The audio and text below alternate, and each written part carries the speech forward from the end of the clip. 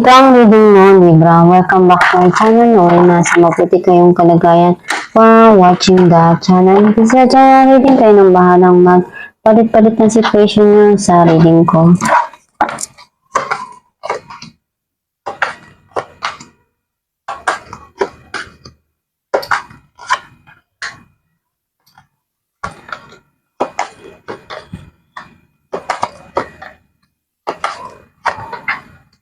At the bottom of the deck, 10 of Pentacles. I feel like yung energy mo, nasa sense ko na may mga bagay ka dito na ginagawa or may celebration, pwedeng nagkakaroon ng salo-salo together with the family, ini-enjoy yung moment na to, and sama-sama na nandoon yung masaya.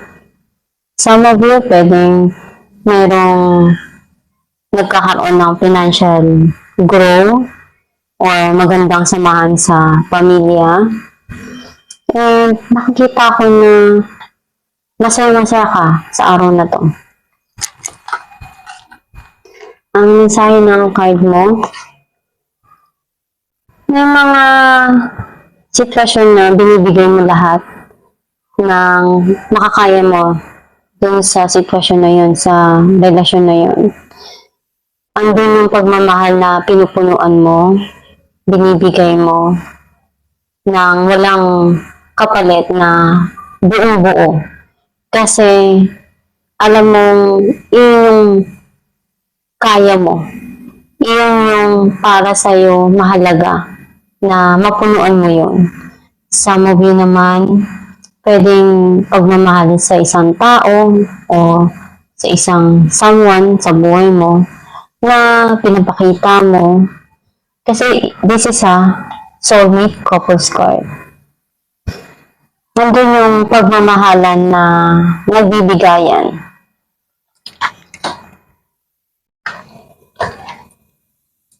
Nakikita ko na nandun yung responsibilidad na pinupunuan mo, binibigay mo.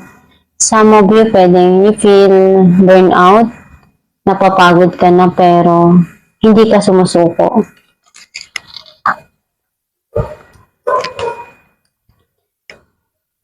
Long-term emotional happiness na gusto mong makuha.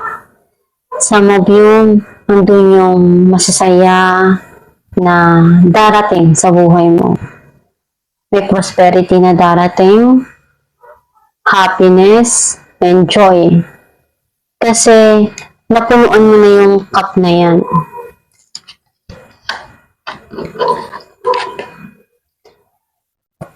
Nakikita ko na binibigyan mo ng halaga ngayon yung sarili mo. Either bumibili ka ng gusto mo, nagpapaganda ka, inaalagaan mo yung sarili mo. Ngayon, alam mo na kung paano alagaan at ibigay yung mga pangangailangan para sa sarili mo.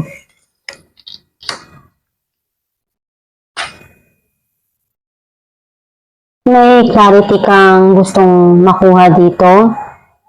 Some of you, you're trying to balance kung ano yung mga bagay na dumarating sa buhay mo ngayon. And nandun yung clarity na alam mong may mga sitwasyon na malalaman mo na ngayon kung paano at ano yung mangyari.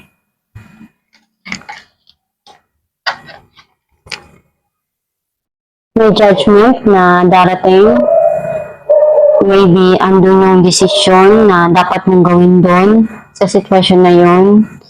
Ikaw lang yung makapag-decide kung ano ba yung dapat mong harapin or gawin dito.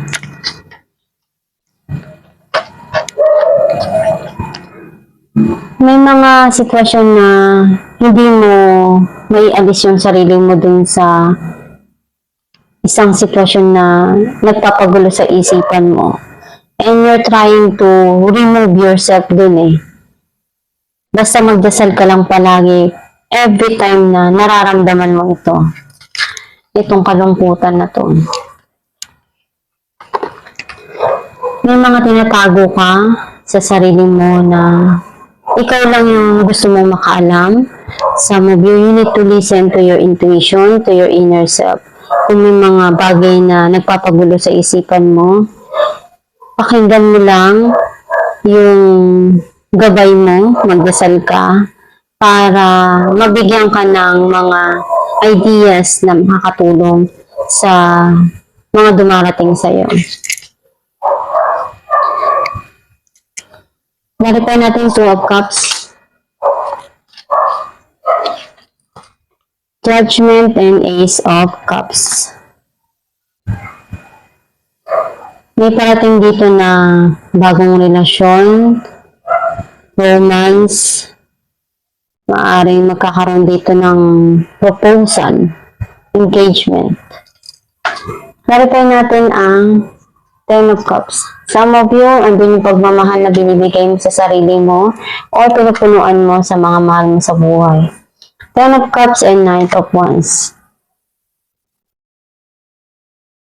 Masaya ka 10 of Cups and 10 of Cups. 10-10. Ini-enjoy mo yung moment na to. Busy ka. Kasi andun yung talagang hindi mo inaasahan na darating pala tong kasiyahan na to para sa'yo. Palitan natin ng Justice. 7 of Wands and 6 of Pentacles. Nakita ko na may mga pinaglalabang ka dito. Pinipilit mo pa rin bumangon.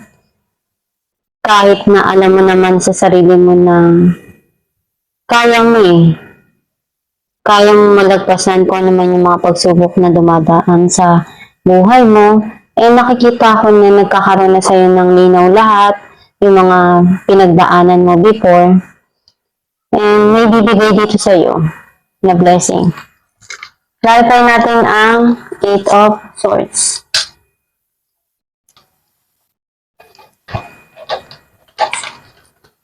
Death and 6 of Cups. Yung past person mo gusto niyang bumalik sa buhay mo. And ngayon, gusto niyang baguhin kung ano yung mga nangyari before. Kasi hindi ka niya makalimutan. Clarify natin ang 10 of Wands, the Star, and the Wheel. Umaasa ka pa rin na matupad yung mga pangarap mo. And nagkaroon ng end of cycle na, and mayroong papasok dito na new cycle para sa'yo. May peace of mind. And andun yung mga bagay na hiniling mo, pinagdarasal mo na makuha. Para tayo natin ang The Empress.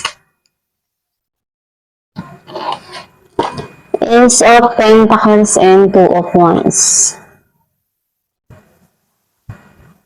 Nakita ko na merong matatanggap ka dito na regalo or blessing, financial blessing, or minamanifest mo.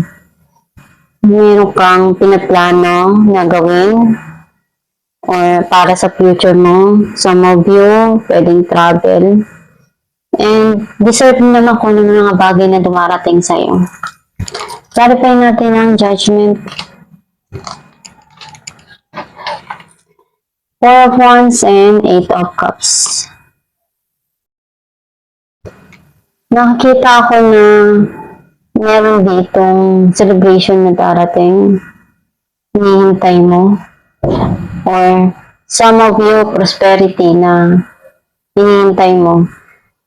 May mga bagay ka ditong gustong gawin at iwanan na alam mong very emotional ka doon kasi malaki yung connection nun sa nararamdaman mo.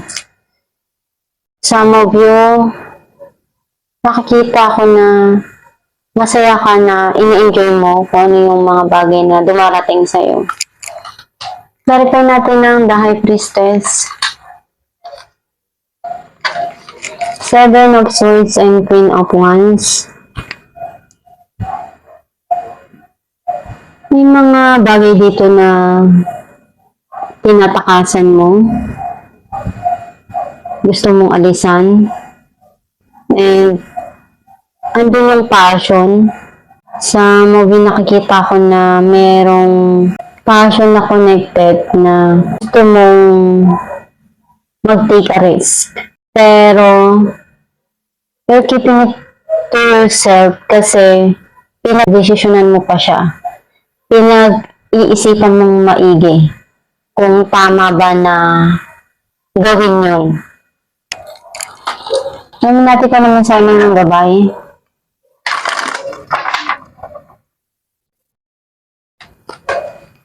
Child. You care deeply about children and they readily respond to your love. All children, including your own inner child, require love, affection, and attention. We can clear and open your heart and schedule so that you can give more time and energy to the children who need you. Ang mensahe ng yung babay na katulad ng isang bata, meron din tayong kailangan na attention na kailangan maibigay. Kasi may inner child din tayo, deep within, na naghahanap ng pagmamahal, pag-aaruga. Basta magdasal ka lang palagi para magabayan ka sa mga gusto mong gawin, sa mga pangarap mo. At makita mo kung ano yung tamang path para sa'yo. At itong yung reading, Libra, kung nakaresonate ka, can you comment down below.